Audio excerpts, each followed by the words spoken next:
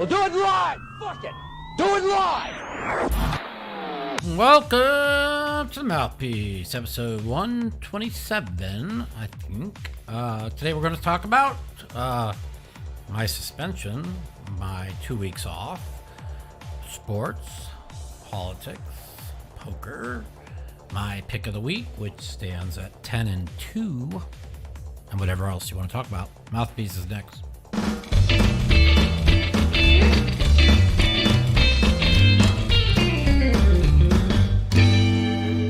What's up, everybody? Happy Thanksgiving. Happy holidays to everybody. Hope everything's going well. We have to watch everything we say on here now, so they don't give us another strike. How long do we have 2 strikes? Do we get one removed after 2 months, you said? I think it's 30 days, 60 days. Oh, wow. That's Yeah. from when we originally got it. So it's funny, they gave me a strike. They accused me of, I gotta watch what I say because they'll give me another strike. They accused me of saying something bad about the thing that you stick in your arm. And they accused that of being MED in disinformation, which I never did anyways, because I listened to the podcast and nothing was ever brought up. So I just presume it was just because of the argument I got on with the one caller. He probably called in and who knows.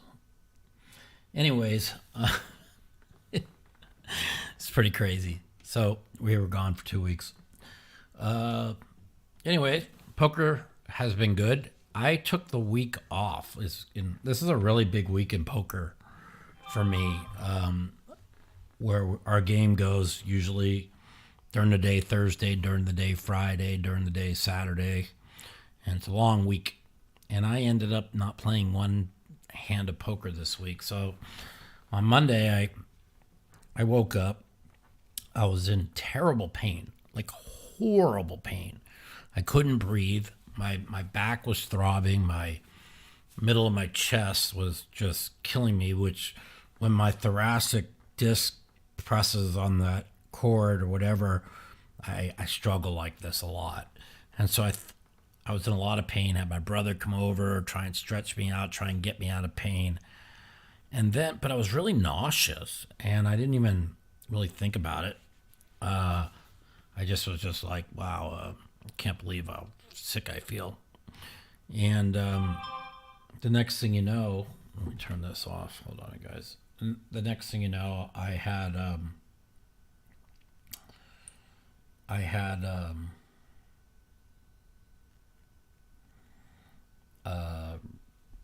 what ends up being a really bad stomach flu.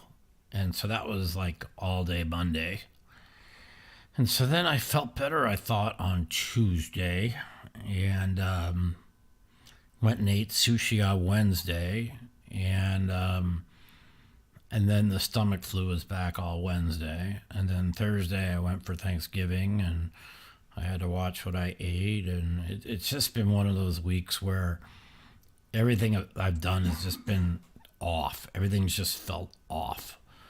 So what I've done is I just decided to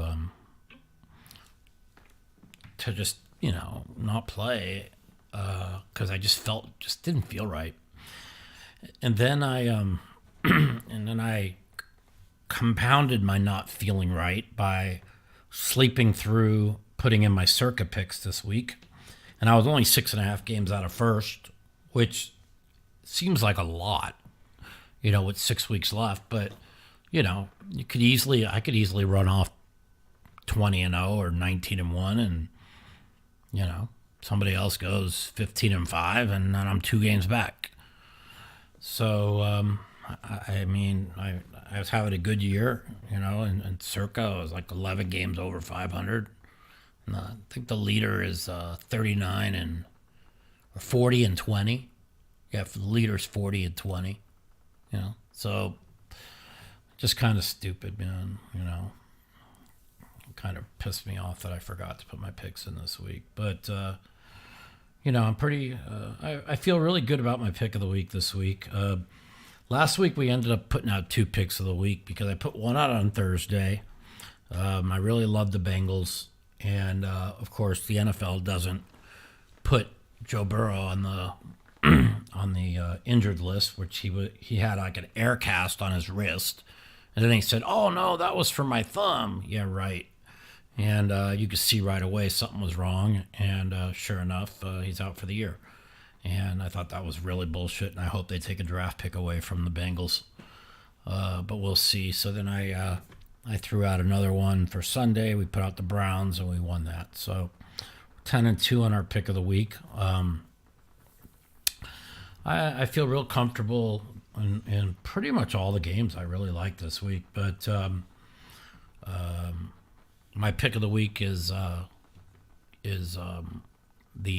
Buffalo Bills against the Philadelphia Eagles. So I'll give you guys an idea why I went with the Bills against the Eagles. Now the Bills are coming off a really, really bounce back beat down of the Jets. Now every single team the Jets have played, all the top quarterbacks, the Jets have pretty much contained them, including yesterday against Miami. I mean, guy doesn't throw the pick six before the half, the whole game's changed.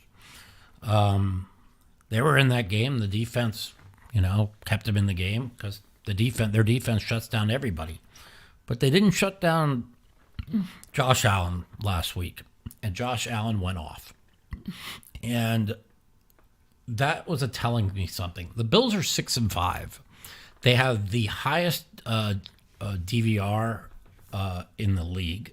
They have the number 1 offense in the league, and they should literally be like 9-2. I mean, the game they gave away to Denver was an atrocity.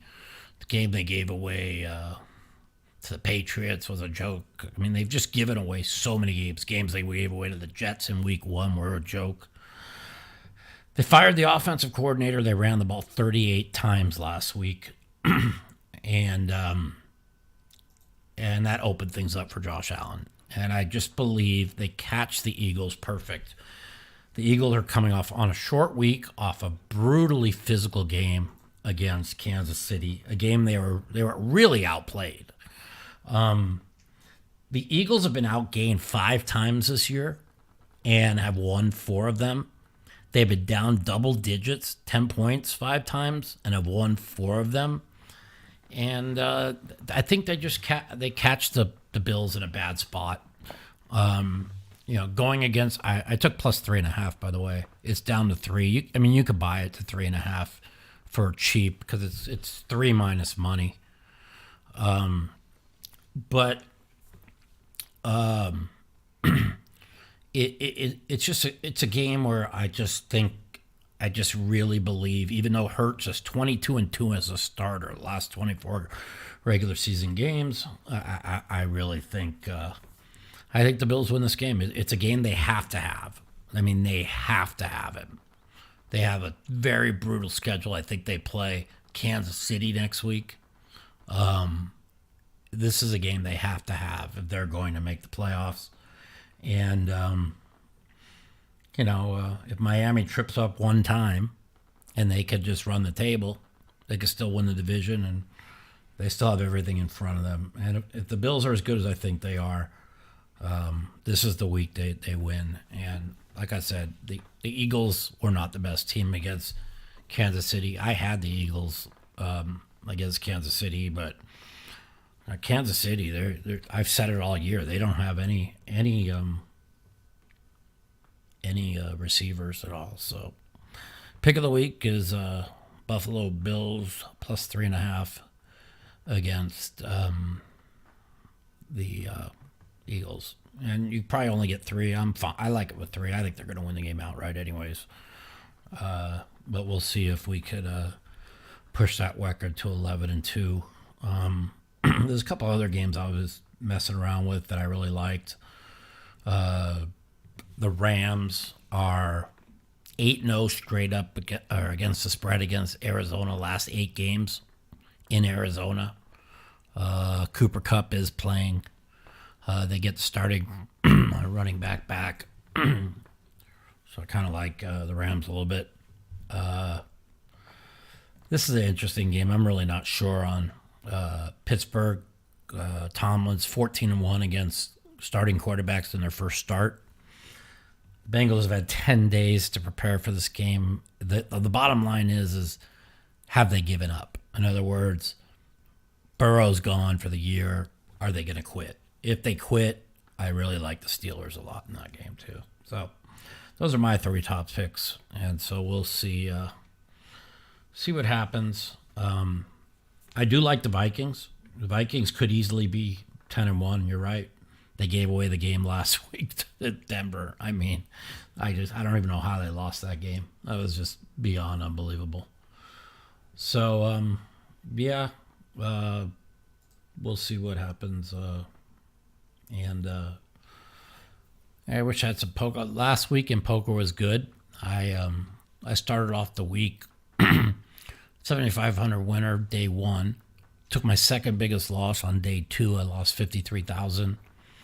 Came back and won my biggest winning day I've had, and won like 68,000 on Wednesday.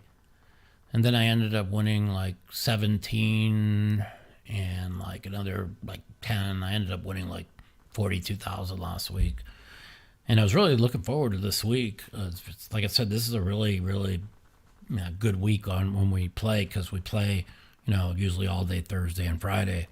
But I just, my brain wasn't right, and I didn't feel right. And it's funny, then I go and I forget to put my picks in at Circa this week because, I don't know, I lost track of days and time. So that was more proof that my brain was a little bit off this week. And so, here we go. Poker has been okay, but we didn't play much this week. And I don't know, man. Just kind of been a little bit out of it. This something in this bug that I got really fucked me up all week. I mean, I can't believe it's Saturday and I've just done nothing but sleep, and went to my parents' house, my brother's house, for Thanksgiving yesterday. And enjoyed some dinner and hung out there. And that was kind of cool on Thursday. And then, like I said, yesterday was like a blur. It's like I couldn't sleep. I ended up going to sleep at I think that's why I didn't play yesterday, because I couldn't. I just went to bed at, I don't know, 7 in the morning and slept all day. I don't know, whatever. So that's really been it. I'm trying to stay away from the negativity of Twitter and stuff. I haven't. People ask me if I've watched this poker game of gold thing. I have not watched one episode. I don't know. It's I've told you guys forever. I just don't have interest in watching anything poker related. It's not really, doesn't do anything for me. It's like even all these streams and stuff, and they were did you see what so and so did on the stream? I'm like, no. I just don't really like watching poker. I don't really get much out of watching poker on TV. I heard the show's pretty good, so I have nothing negative to say about it, but I don't know if any of you guys have watched it. Yeah, a lot of people said that they wish I was on it. I was never even approached about it. So, whatever. I don't even know. They try and, ever since there's a lot of, you know how it is, poker politics. It is what it is. So, you know, it is whatever. So, the world's pretty messed up. I try not to pay attention. It's pretty funny. The Israel negotiates a ceasefire for 4 days. They release 50 hostages, 50 young women and children for 150 of their terrorists.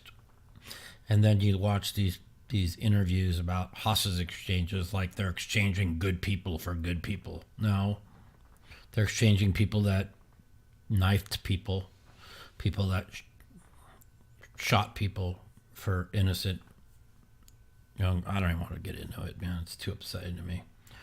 So I try not to talk about it. For a while, like the first couple of weeks, 3-4 weeks of the war, I was very, very, very pushing. I'm trying. I do a lot of likes and retweets on my Twitter because, people need to be aware of the world right now. It's just so full of hate and anti-Semitism. But, it is what it is. So, anyways, if you want, let's see, you want to take some phone calls? Yeah, we can do that. Yeah.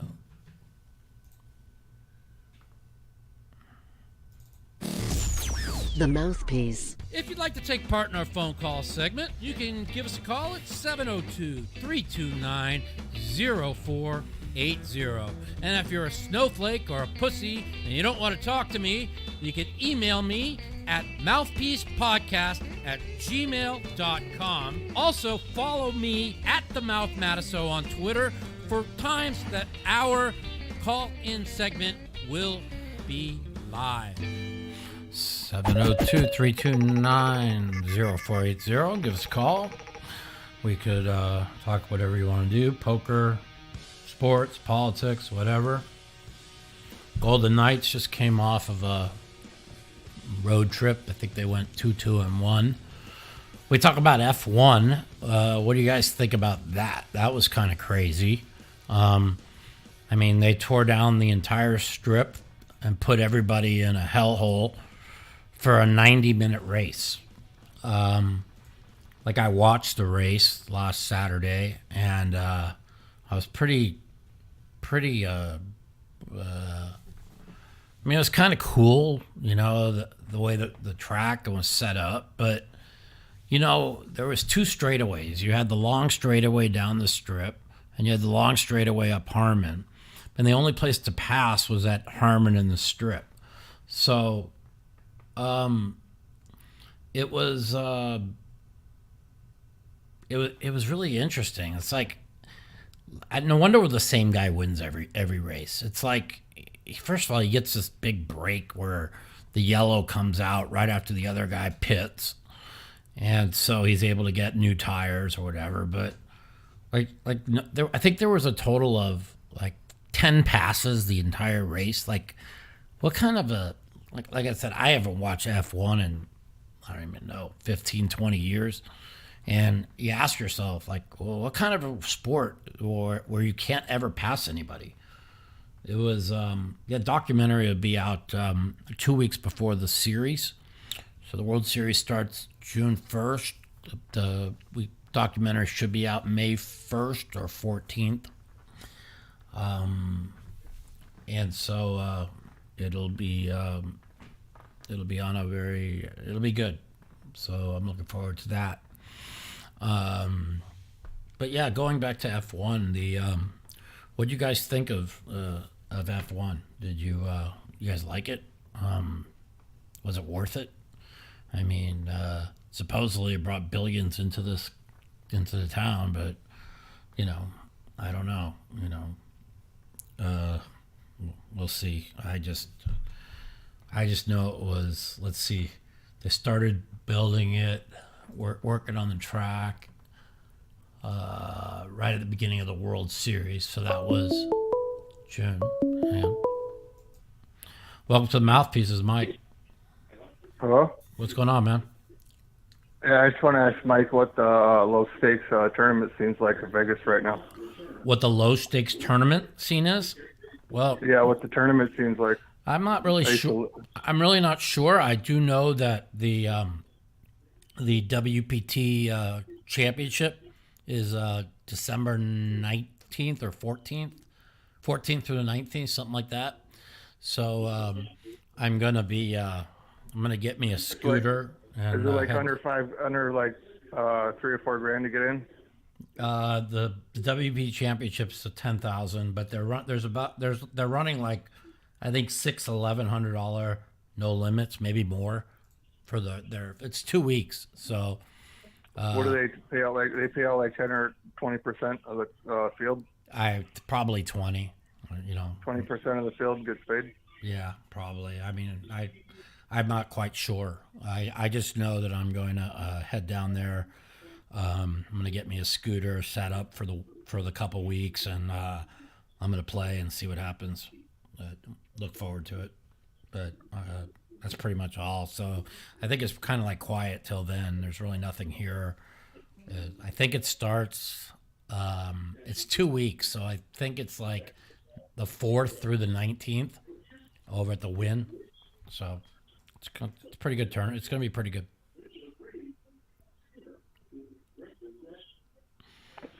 Thanks, Mikey. You're welcome, my man. Thanks for calling. Appreciate it, man. Have a good weekend. Happy Thanksgiving. So, yeah, they say F1 is the goat of racing, but like watching it, I mean, the fact that Verstappen with 12 laps to go was minus 120 to win it. He was in 3rd place. And then in 1 lap, he went from minus 120 to 16 to 1 favorite. Right? And we were like talking, we were like, hey, let's live bet at minus 120, right? And it's like how I don't understand how one guy can just pass everybody and nobody else could pass him.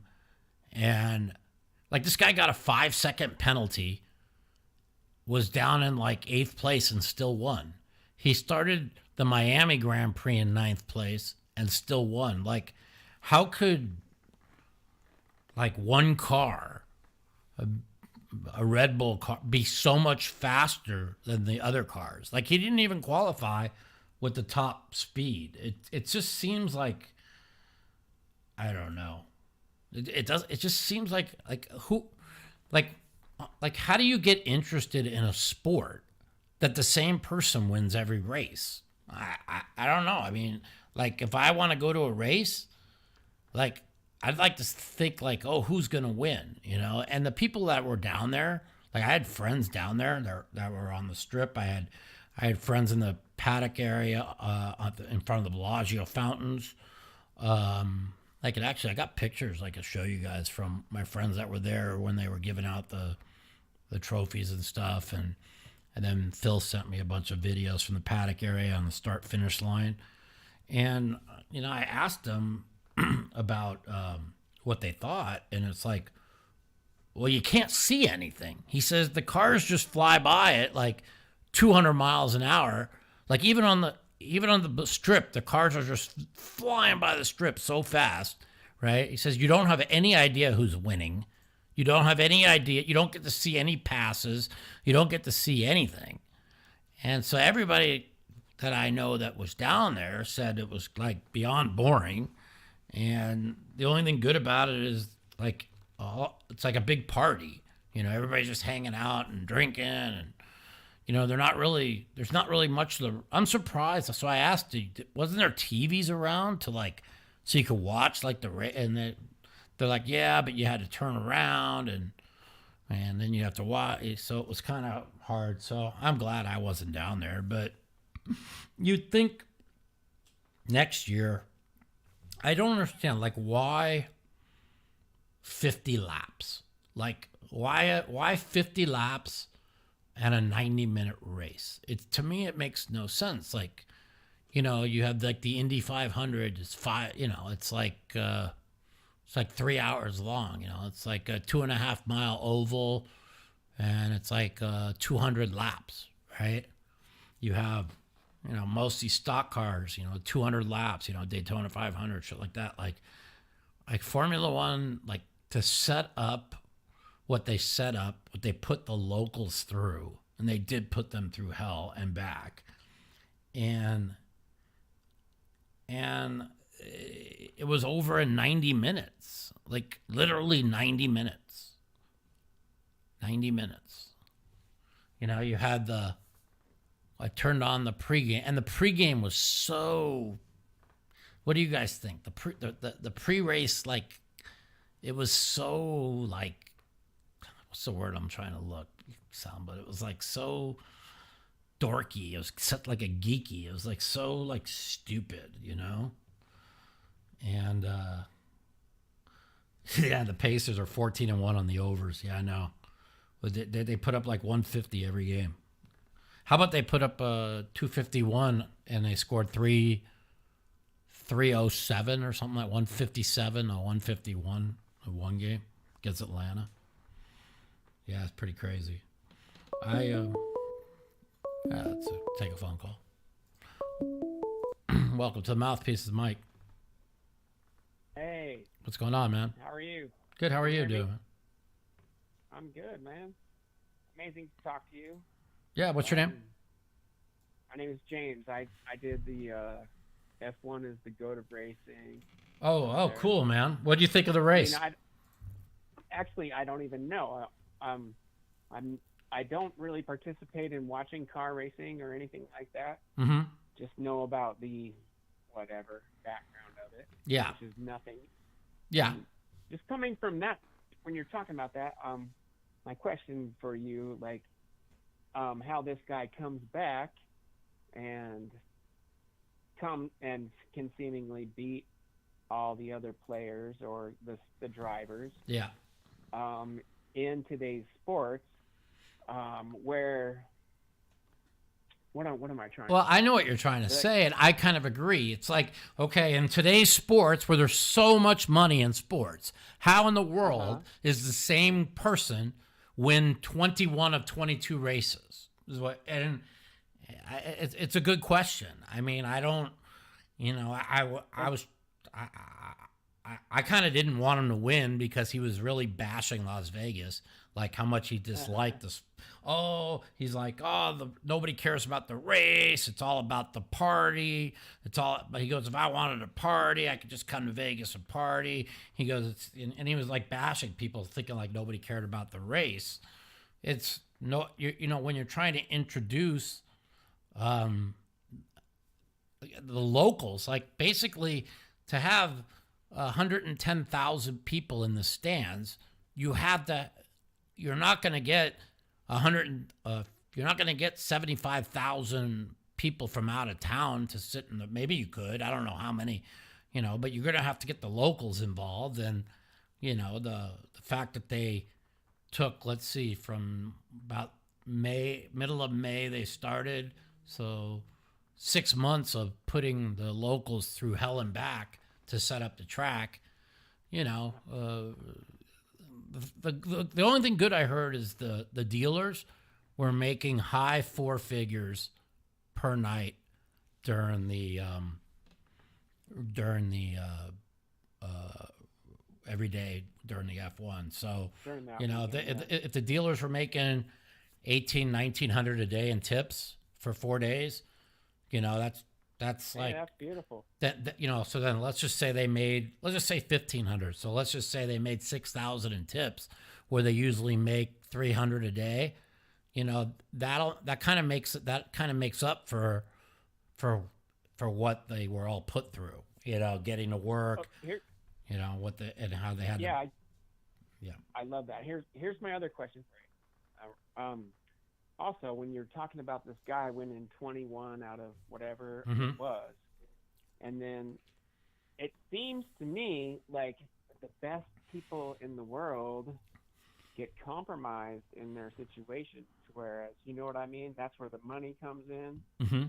They no longer perform at their best, might shoot an air ball at the wrong time type shit.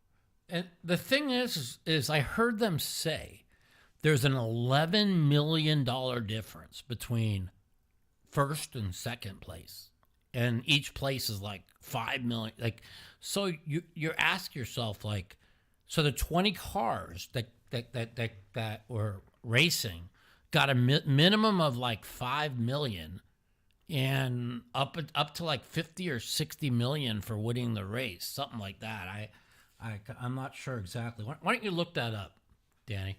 See what the winner of the race got, right? And so it's like, you ask yourself, like with McLaren and Ferrari and these big name, you know, for years, F1 teams, just getting just the shit kicked out of them by this Red Bull team.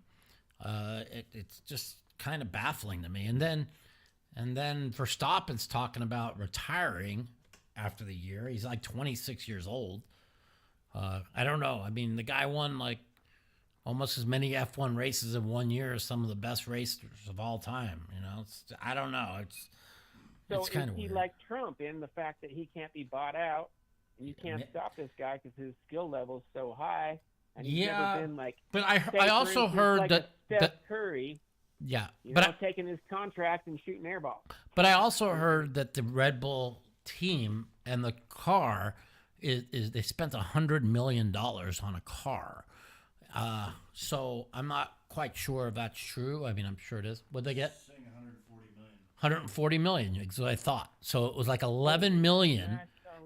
Yeah, 11 million per space. I heard it on the broadcast, per spot that you move up.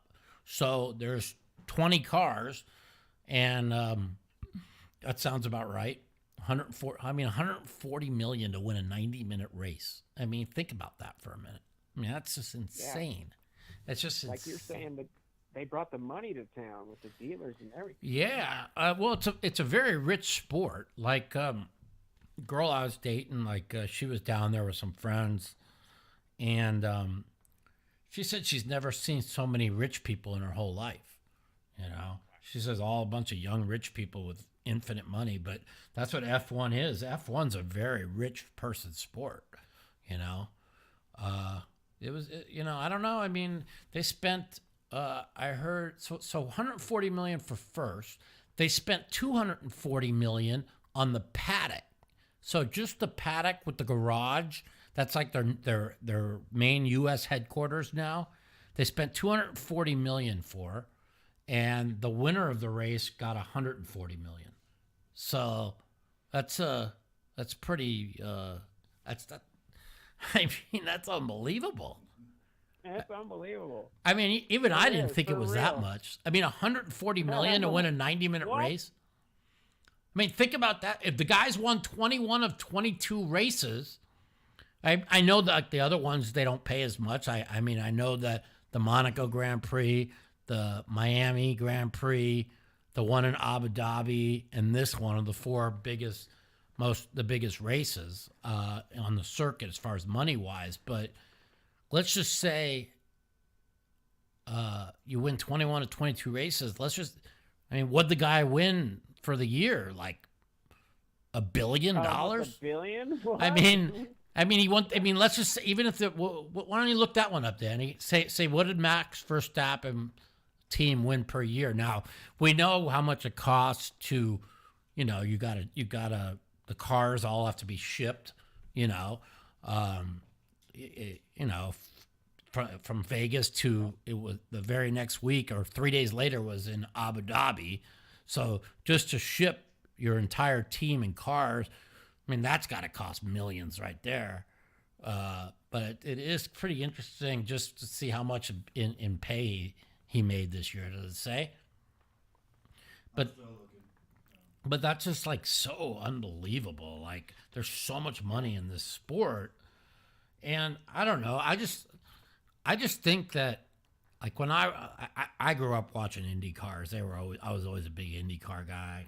I loved the Indy 500, and it's like I'd wake up at 8 a.m.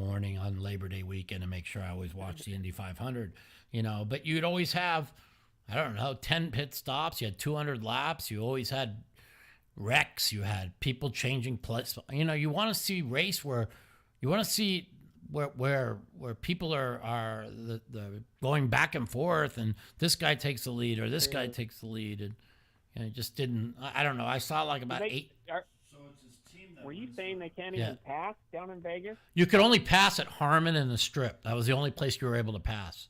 What do you say, Danny? It's the team that wins the 140 million. Yeah, I know that. He's expected to make 55 million. 55 to 140. His contract. That's just his contract. Oh, I see. So how much did the team win for the year? Wow. So if his contract, so he only gets paid 50. It doesn't matter if he wins or loses. That's just his contract. He gets his contract is 55 million a year. Well, that sounds about right. You know, that's that would be the highest. That would be the only person that would make more than 55 million a year would be, what is Giannis just signed for 60 million? I think. Giannis? Maybe some soccer player. Well, a soccer player, yeah. What's his name with Miami? Probably gets about that much. Yeah, Messi. Yeah, Messi. And then didn't the quarterback just sign for like? Well, no, they gave Hurts took 40 million, and so did. Yeah, he's top level, but he's the best in the entire world. You know what I mean? Yeah. Nobody can beat that guy. Yeah, I mean, 55 million. That sounds about right. He'll probably get. Yeah, right. But you know what? They said that his contract ends this year with Red Bull, so he's going to re-sign with. He said, "Oh, I might retire." He ain't retiring. Okay, you're not retiring when you win 21 out of 22 races. Okay, and so he's probably. What do you think? He's probably going to get double that next year, 110 million. Probably. Probably. To keep him in too. That's probably what his goal. He's just like, I'm going to play like I'm not going to come back, so they pay me. You know, it sucks that I'm in so much pain because I couldn't go down there because it's just all too much walking. If I went down there, I would have had to take my scooter, and I'd have to drive the scooter around. And when you're driving the scooter that much, probably run out of the charge will probably run out. Who knows? So I didn't go down there. I'm in a wheelchair myself. I kind of wished I went down there, you know, but you know, the people that were there said that it was fun, but you were just basically hanging out with your friends and drinking and partying because, like, even at the start finish line, they're just flying by so fast that you can't see anything. Jet engine. Woo! Yeah. You know, they sent me a bunch of videos, and the things that really I think that amazed me the most is, first of all, I don't understand a race that has one, like the guy who finished second had one pit stop, and the other guys had two, right? And the only reason why, and I think the reason why Leclerc got second was because he makes the pit stop, then it turns to yellow right after, which allows the other guys to get fresher tires, and we allowed them. And when you're on when you're those tires make a huge difference. They make everything, and right? it was so cold out. Okay, it was so cold out that the tires, everybody was just sliding, right? Even on the where the passing was done at Harmon and the Strip, right in front of the Aria, they still, like, if you brake, like Leclerc braked too soon, like he braked too soon, and that's when Verstappen passed him. But he also slid out too. And on the first race, when he got the 5-second penalty, like Verstappen, when he went to pass him, like his whole car just slid right because they had no traction whatsoever. You know, so I'm wondering next year if instead of running it in November, right before Thanksgiving, which is also a bad week. I mean, everybody like getting ready for, you know, Thanksgiving with their family. I could see them running it in October where it's not so cold out, and where the tires have more traction, and I could also see the race being like in the summer. Yeah. Right? Well, I could also see a 75 lap too instead of 50 lap. I mean, an hour and 26-minute race, and that took them 6 months to set up. I don't know. I mean, was it worth it? We'll see what the numbers come out, if it was worth it to Vegas. I mean, supposedly it's going to take in twice as much money than the Super Bowl is going to take in. So we'll see. What? But I'm definitely going to the Super Bowl. I've never been to one, and but I never knew there would be one in Vegas either. So it's going to cost me a lot of money, but I think it's probably going to cost around $9,000 a ticket.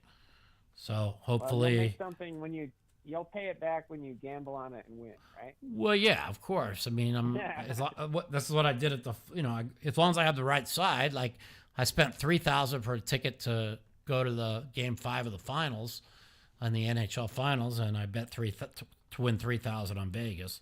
So as long as they win, yeah. All right, man. Thanks for calling. I appreciate it, and Thank you, brother. thanks for listening to Mouthpiece. All right. 702-329-0480. Give us a call. Talk poker, sports, politics, whatever you all want to talk about. We have NFL tomorrow. Pick of the week, Buffalo Bills plus 3.5. It's down to 3. You can buy it to 3.5. You can money line them. I think that the Eagles, they catch the Eagles perfect on a short week. And it's a big game for the Eagles, though. I mean, they got to play next week against, I think, Frisco, and then they play Dallas.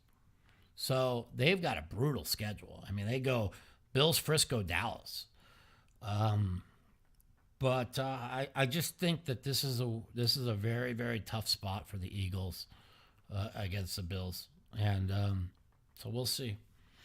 My other pick, the other two picks of the week I was thinking about is the Rams 8-0 versus the spread last 8 games against Arizona.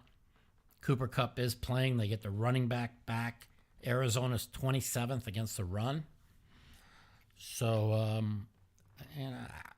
And a lot of people I talk to really like Pittsburgh. Tomlin's 14-1 against first time starting quarterbacks. I don't know. And they fired their offensive coordinator. I don't know. It depends. If Cincinnati quit because they know they're not winning anything without Burrow, then Pittsburgh's probably going to win. But I don't like Pittsburgh. I can't lay points on the road. So. But my top two picks are definitely the Bills and the Rams. So, we'll see what happens there. The only thing, I normally only bet my top pick or my top 2 picks, and that's what I do.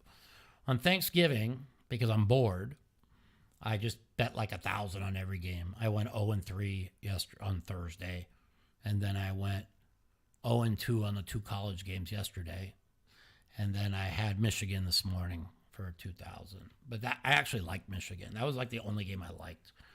And what's really weird is over the last, I think it's 6 years, the favorites are straight up and against the spread. I think it was 16-2. I think they're 19-3 now, favorites. Welcome to the Mouthpieces, Mike. What's up? Hey, how's Kansas City gonna do? All right, my man. What are you up to? Just asking how Kansas City's gonna do. Kansas City against Vegas tomorrow? Yeah, what do you think? Well, I'm leaning towards, in my pick'em contest, I'm going to probably take the points.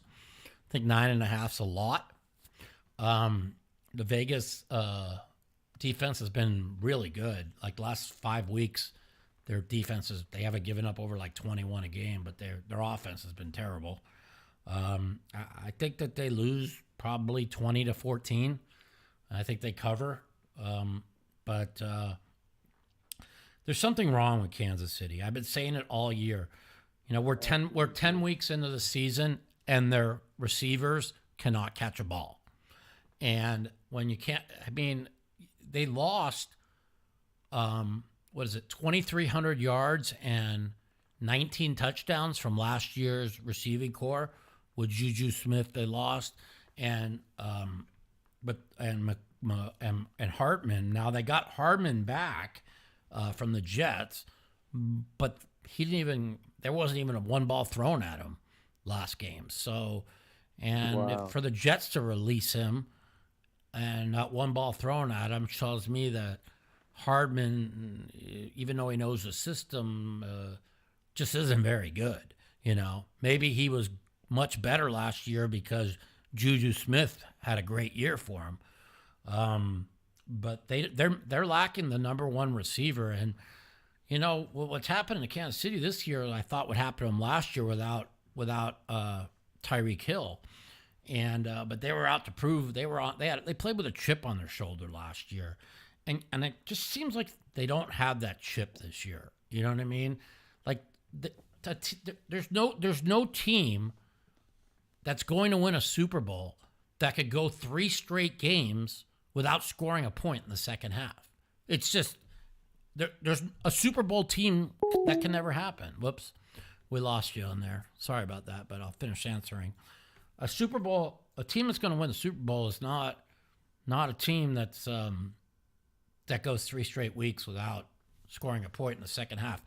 The Kansas City Chiefs in 10 games are averaging 5.3 points a game in the second half. They're not winning the Super Bowl. They're not going to the Super Bowl. Yeah, they got a fucking great defense, and they got the best quarterback, but it's kind of like last year. Everybody's like, oh, Tampa Bay is going to turn it on. Brady will get it together. You know, their offense was awful all year. They couldn't run the ball. They couldn't do anything, right? There comes a point where you are what your record says you are. You are what you are. And the Kansas City Chiefs can't catch a ball. Welcome to the Mouthpiece. This is Mike. Is this the Mouthpiece? Yeah, what's up, man? Lower the volume in the back. Hey, no, I turned it off. Yeah, what's going on, man? I'm just calling in. My name's Dave. I was butt stuff in his poker room. I don't know if people. Dave, he'll what's up? remember my name and me. How can we forget who you, am I talking Dave? to? What are you up, Dave? It's Mikey. What are you up to? Well, how you doing? No, I'm calling in. I'm backstream doing some sports betting. I'm dealing with one of my poker friends. He said the Mouthpiece is on. Yeah. I've never called in. It's been a couple years. Yeah, I miss you, brother. How you been, man? Yeah. I've been real well. I've been doing more sports betting and cabbing. I sell some picks and stuff, and I've been concentrating on that and doing some advantage play and stuff. But we've been playing a little poker through a sports site that we do, and on Bet Online. And I've kind of got back in, and I was telling people about the room back in the old days. Yeah, I mean the room still goes. You know, it probably goes a couple days a week sometimes. You know, it's you know, I gave away a lot of money to the people in the room, and the last time I gave away like, because I never make any money in the room. It was all, I gave it all back to all the people, the losing players, anyways. You know, and so but the last time I gave like $5,000, and I gave away like 10% of my main event, and we couldn't even get. I couldn't even get more than. I think we ended up getting like 22 people for the tournament. And, you know, I was just like, you know, if I'm not just going to keep giving away all this stuff if nobody you know, for people not to play. So the room's still open, but, you know, it just depends of, you know, who sits down or whatever. And, you know, they usually play like 2-3-handed, like 2-3 days a week. But, you know, it kind of sucks, you know. I was hoping it would still be doing better because, like, you know, I just remember the good old days, but I haven't called in. We've never spoke. I mean, I know we've done. I've done some investing in your exploits and things like that. But that's cool. You know, we call them smoking. Yeah, go ahead. Yeah, it's cool you're into sports and stuff. Like you know, I've documented like.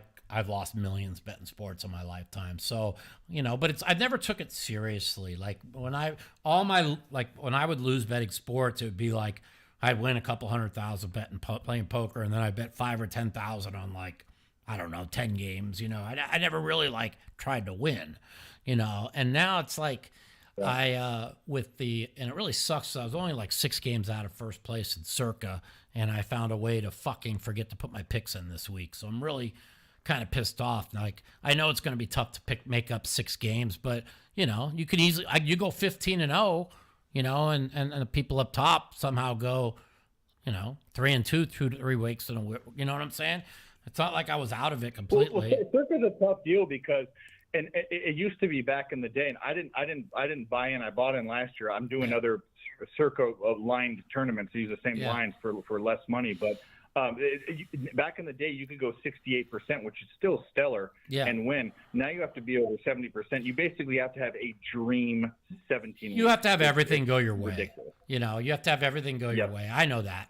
And the thing is like, but you also, if you go like even 10 weeks in, if like I was 11 games over 500, right? You know, all of a sudden you just go 20-0 or 19-1, right? You know, you're back in it. You know, you're now all of a sudden you're only like 2 games back maybe with like 3 weeks to play. So, I mean, so for me to forget to put my picks in this week, it's kind of really depressed me, you know, but it's tough. And you get, I don't know if they penalize you? I can't remember. It's an 0-5. It's an 0-5. So whatever, you know, I'm going to, you know, even though I'm going to keep track how I end up on the year, and then see what I do this week. And, you know, I'm pretty sure, my 5 picks this week are going to be the Rams. I'm on them. Rams, Steelers, Bills. And then I'm going with, I think I'm going with Vikings. And I'm on them. And I think the 5th one I'm going with is going to be the Raiders plus 9.5, but that's not for sure yet, you know. Okay. So and there's I don't like Tennessee at all. I might go with Tampa Bay too. I mean, Indy's not very good. I mean, they won that game 10-6 against. They were terrible against the Patriots in that game. I mean, they were completely outplayed. Yep.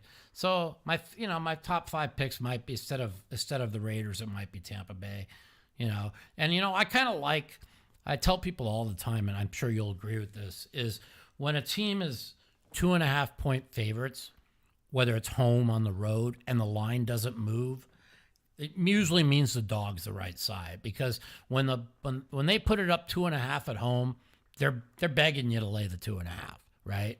Well, they may put it up 2.5 on the road, they're begging you to bet. So I always tell people, and I'm telling you, over time, if you just take the dog in the 2.5 game, I guarantee you you're plus over time. I noticed that about 3 years ago. It's definitely a good look. Like, I pick apart every game, each individual game. I mean, like the Colts versus Tampa Bay is, for me, just a stay off in general. There's just so many question marks. There is a lot of question marks on the game, you know, and there's a lot of people I know that are sharp that I talk to that just say stay away from that game, you know. So I really, like I said, I really, really love the Bills this week. I think they catch fucking the Eagles perfect. They catch them on a short week, a must-win game. They fired that offensive coordinator and ran the ball 38 times last game, and Josh Allen was able to just tear apart the Jets defense. And they're the only team this year in any game that tore apart the Jets defense. You know, even Miami, that game was close. You know, and I like that look because in that game, I'm on the over, and I think the over with Buffalo correlates with Buffalo winning the game outright. And in my opinion, and I agree with you. At the Sharps that I listened to, I was listening to a couple of the podcasts I listened to. They like the over in that game too. So I think you're on the right side there. Both teams. I mean, Philly is first and third down conversions, first and fourth down conversions, ninth in red zone. Buffalo's second. I mean, they're top 10 in every category. Points scored, points against. It's just. It's the 48.5 with so many unders we're seeing. I'm usually an under better, to tell you the truth. And anytime we get up near 50, I get kind of leery. Yeah. But I think probably my favorite bet this week is that game over. Well, how about like everybody was all in on the over on the Dallas-Washington game. They moved the game 4.5 points, and they still went over, even with Washington only scoring 10. I mean, that's unbelievable, you know? And so, here's the, I knew there was another game I liked. Both of these teams, even if let's say Philly blows them out, I mean, it could still go over. Philly could get close to the over by themselves. I knew there was another game. Dave, I knew there was another game I liked. I like Texans. The Texans are like 14-2 straight up against the Jags the last like 16 games. I mean, they could eat that. They're a great team. I watched the first game because I lost 5 of my survivor picks on the Jags in that game in week 3. And I'm gonna tell you right now, this fucking quarterback Shroud is for real. He's good, and it's a big. I never would have thought. There were the 3 quarterbacks, right? There was Shroud. Yeah. There was the dude at the Bryce Young, Shroud. There was Bryce Young and Richardson. Those are the 3. Yeah. Right. Yeah, those are the top 3. And I thought Richardson would be the best talent. I thought Young is stop drafting small quarterbacks. I was with you. I told everybody, I'm like, I'd never draft Young. I'm like, how can you draft a guy that's 5'9" in the NFL? You're just gonna 65 pounds southern wet. Dude, you're just gonna get every hand at the line of scrimmage. They're just gonna block every pass. Like even when Kyler Murray, like he came up in the first 2 years, he was great, but was he really great? He was 8-1 back-to-back years through 9 games, and then down the stretch they went like 1-6. So like. Murray's never been like really consistent. I think that he throws a nice ball, but you can't be given short quarter. Like after the ACL injury, like is Murray going to have the speed to outrun people now? Look what happened to Carson Wentz when he hit after his ACL injury. He was done because now he couldn't run anymore. You know what I mean? And you got to be able to these short quarterback. He was Carson Wentz. He had the running threat, and once he couldn't run anymore, he was done.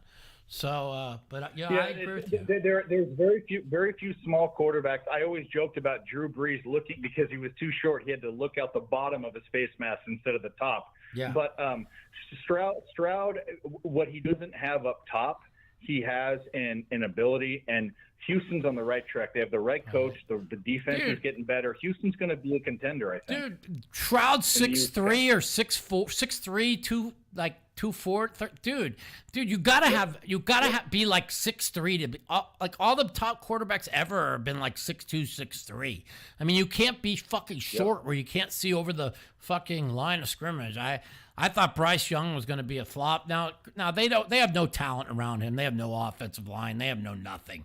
So, we are the verdict is still out on him, but I mean, even with as bad as offensive line, what's funny is like Bryce Young in college, he would if he got under pressure, he was able to outrun people. In the NFL, these linebackers are run 4.3 40s, So as soon as dude, he's like dead. I mean, as soon as the pocket collapses, like Bryce Young is dead. I think he's drawn. Do you listen to Colin Cowherd? Do you listen to Colin Cowherd? Yeah, I listen to him every day. Yeah.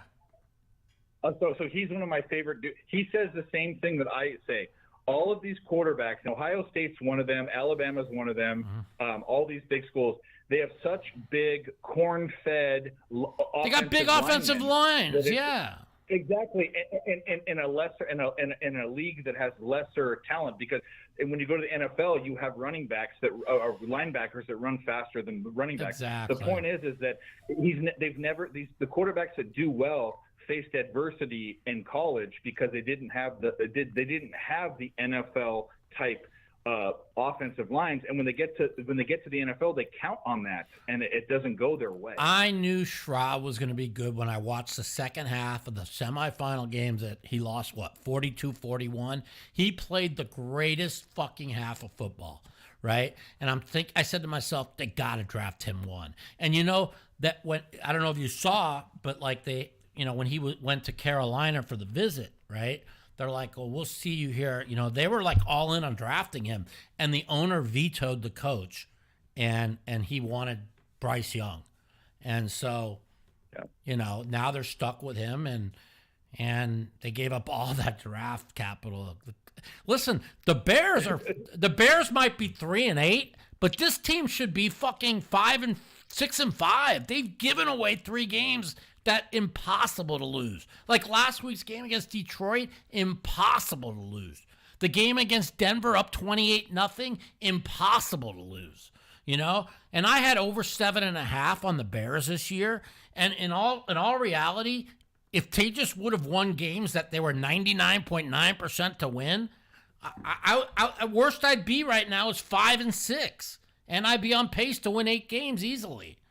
Instead, I'm drawing dead. The thing about the Bears is, Mike, is they have more problems than the players on the field. They're starting to turn into the Browns. They've got some real issues. Well, in the office and the coaching and everything. Coming out of college, I said Justin Fields was going to be a bust. Okay, but now I watch him play, and do you know over the last 5 weeks that he's played, he's the number 3 ranked quarterback in the NFL. I mean, he's been putting up massive numbers. Problem. I don't think he is either. Yeah. I think I'm wrong. I believe Justin Fields is going to be a great quarterback. I changed my mind. I think I was wrong on him, but I also said Kyler Murray would be a bust, and I'm not so sure if he's going to be great or not. I said there's no way Bryce. I was just against the small quarterbacks. Justin Fields wasn't small, you know. I just thought that he didn't throw an accurate enough ball, but I mean, I watched him play like. If he didn't miss 3 weeks and they didn't give away those 3 games, I mean, I think the Bears easily. You take away when they were 0-3, okay, and then they lost that game to Denver when they were up 28-0. I mean, you take away since the 0-3 start, and you take away the coach is a complete idiot. I mean, the Bears easily could be 6-5 right now. That's the biggest problem is the coach, but the other one is the defense. Yeah. I'll say this right now: the reason why Justin Fields is working with one person, it's him and DJ Moore. It's him and DJ Moore. Well, that's what I loved about them this year. I thought that Carolina giving up a number 1 receiver and 2 first-round picks, like I mean, if the Bears draft well, right? They're going to get the Carolina's number 1 pick, so they could end up picking number 1 next year. They could end up picking like 1 and 3. I would not go quarterback. I would literally trade back, you know, and get yourself. Now all of a sudden you could get some real great offensive linemen and some great defensive players. They draft well next year. Like if they finish with the 1st and 3rd pick, and they draft back to like 8 and 9. They could end up getting a boatload. They could end up getting 8, 9. Then they could end up getting like the first 2 more picks in the 2nd round, and they could go because I don't think they should give up on Justin Fields. I see too much upside with him, and I thought he was going to be a flop, but I changed my mind. I see upside, and I think if they pick up 2 offensive linemen and. I mean, if they get the 1st and 3rd pick, I mean, they're talking about this guy at USC is a once-in-a-generation talent. Bullshit, he sucks. Give me a break. As soon as he asked for fun, he goes, "What?" I'm a Caleb Williams sympathist, but because I went to USC, but I'll say this: the Bears, and I guess we can finish the Bears talk. It's funny we're talking about them the most, but I'll say this: offensive line is their issue, but their defense is so bad. If they have 2 picks in the top 10 or top 20, they need to go edge rusher and offensive line. Here's a question for you, right? And you'll agree with me. Last year the Vikings went 13-4. They were the worst 13-4 team in the history of football. They had the worst defense in the history of the NFL. Right. Yeah. They had the worst defense in the history of the NFL. And now look at them. They got a top 10 defense. Well, that defense is. Remember when Josh Allen was on the 1 yard line and he fumbled? They won 4 games they were like 99% to lose. They were horrible. Miracles. But this year they're 6-4, and they easily could be 10-1. And I'm going to tell you right now, if Cousins didn't go down, this team, the Vikings, are loaded, dude. The front office, whatever they drafted or traded for in the offseason to fix that defense, the guy should be general manager of the year because that defense went from the worst defense of all time to a top 10 defense in 1 year. So if you really think about it, with all the draft picks that the Bears got coming up that they got from Carolina from last year, and then if they could trade down they're going to get number 1 and number 3 probably, maybe 1 and 4.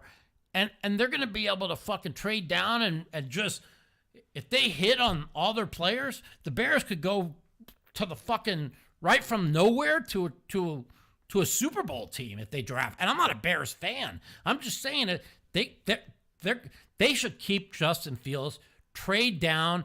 They're going to get the 1st and 3rd pick or the 1st and 4th pick, and they're going to be able to just it'll be like the Cowboys when the Cowboys traded, what's his name, the running back for all the draft picks. They're gonna have all these draft picks, and if the Bears, I would fire the fucking general manager. I'd fire Uber with the coach. I'd hire a new GM, and if they hit right, I'm not a Bears fan. That's exactly what I say about the Bears. There's three things they need to keep. They need to keep Justin Fields, DJ Moore, and Rashawn Johnson. Those guys. I agree. Keep them three, and they need to fire the coach and go to the GM and say, "This is your last year. Fucking figure it out." Yeah. And they need to get defense and offensive linemen. That's it. Yeah. Well, I'm 10-2 in my pick of the weeks this year. My pick of the week's the Bills tomorrow, and I really feel confident in them. I got 3.5. It's 3 now. People could buy it up to 3.5, or I just buy it for 3.5. Circa at 3.5, but I'll say this. Yeah, I saw Circa at 3.5. That correlates well with my favorite bet, which is the over. I think if the Bills have a chance in this game, it's a shootout. Yeah. Well, listen. Everybody knows if you've watched the Bills this year, they're 6-5, and they had 3 games they just punted off, just gave away. So at worst they should be is 9-2, and now they have to face. They got a tough schedule, man. They got the Bills this week, then they got to play. I think Kansas City. They got 3 tough games, or San Francisco, whatever the fuck. I have to go look. They have 3 tough games in a row. But this is a game they have to win. Eagles, short week. They played a very physical game against Kansas City. I just think it sets up perfect for them. So we'll see. All right, man. Dave, hey, nice hearing from you. Chat. I'll reach out to you. I got some stuff. Yeah, and hit us up in the WhatsApp, and maybe we'll all play one day and hang out. I relocated. I was in California. I'm across the river from Laughlin. I'm in Bullhead City now, so I'm close to Vegas. We'll meet up. Sounds good, buddy. Thanks for calling. Have a good one. Take care, buddy. Talk to you. All right. His friend Dave played in my poker room for 3 years. Really good guy, nice guy, and it's good to hear from him. 702-329-0480. Herschel Walker. Yeah, of course. How could I forget?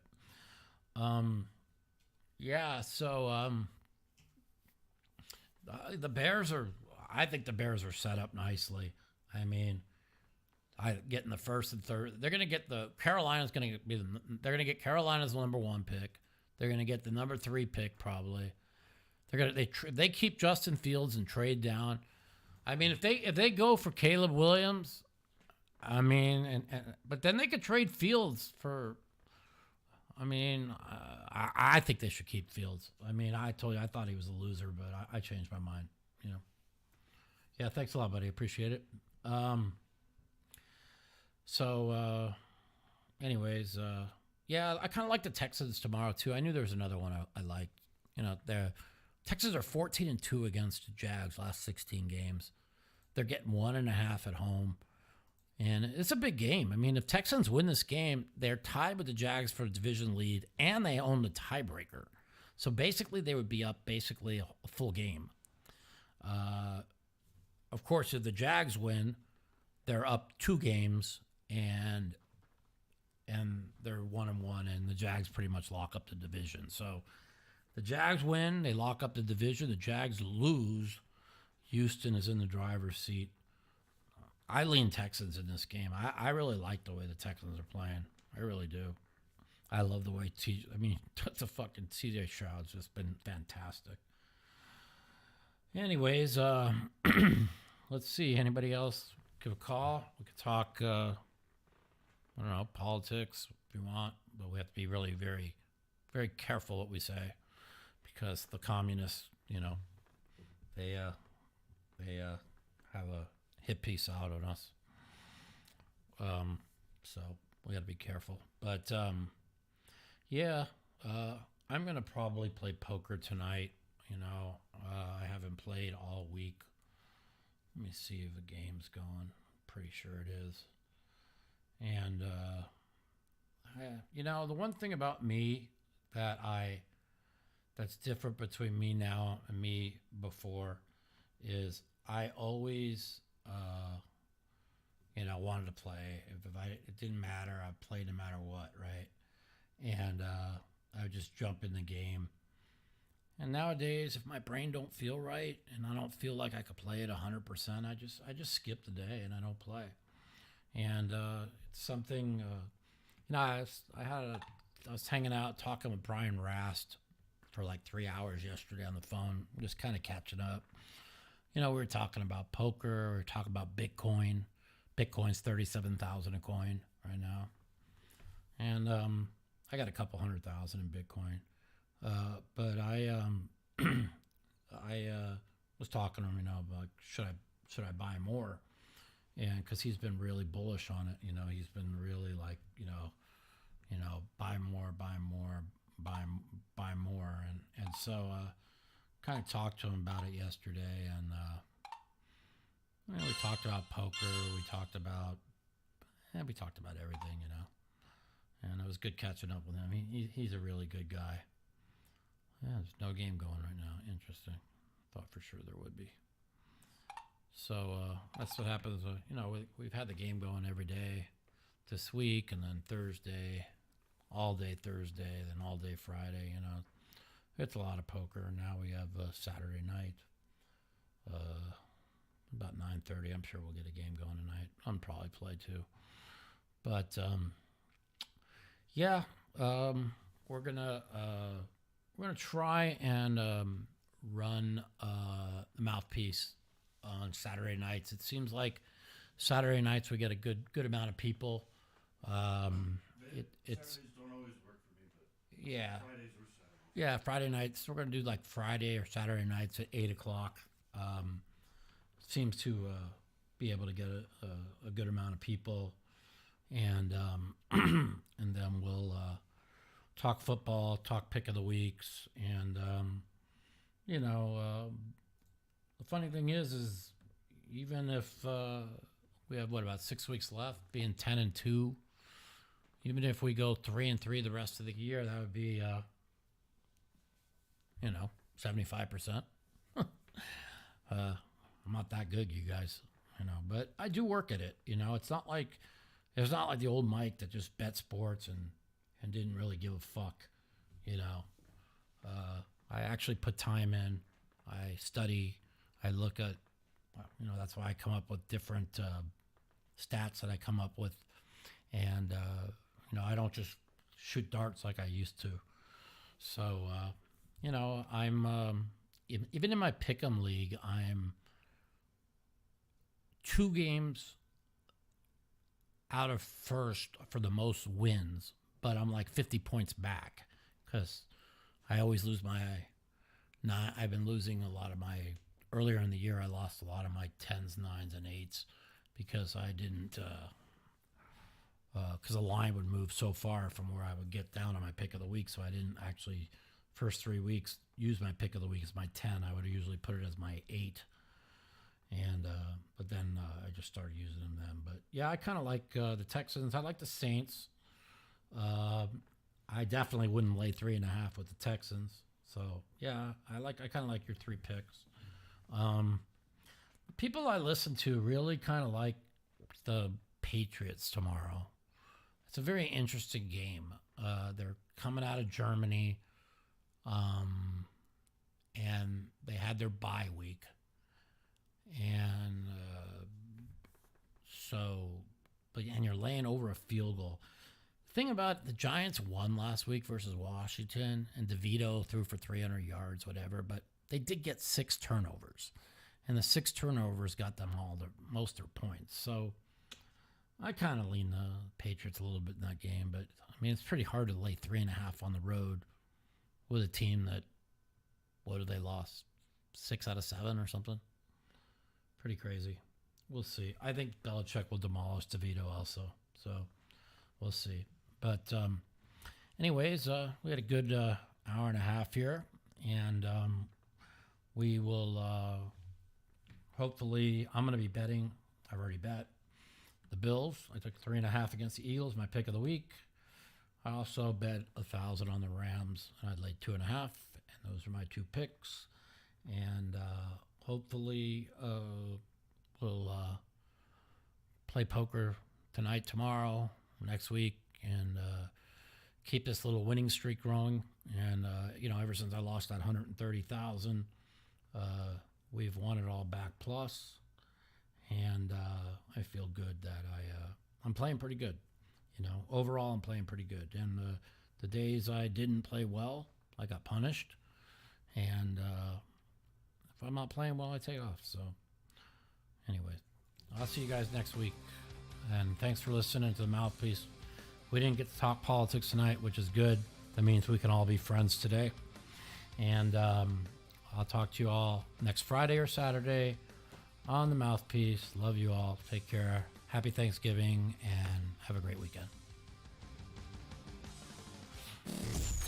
The Mouthpiece.